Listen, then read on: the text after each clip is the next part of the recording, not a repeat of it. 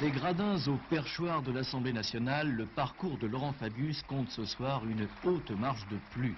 Laurent Fabius, l'homme pressé du sérail socialiste.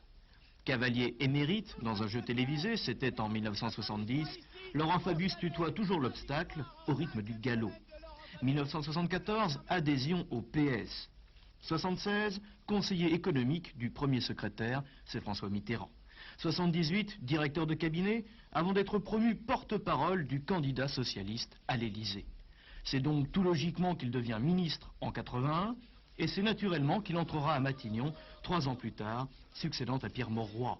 À 37 ans, Laurent Fabius est alors le plus jeune Premier ministre qu'ait connu la Ve République.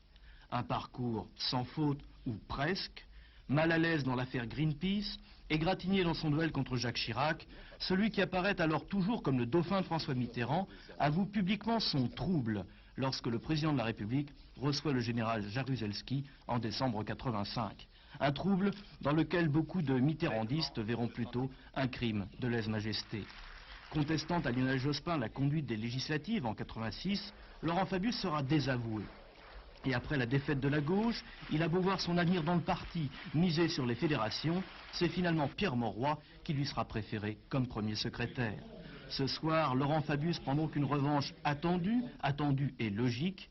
Il lui reste maintenant à adopter le pas mesuré, solennel du 4e personnage de l'État, en quelque sorte la marche lente.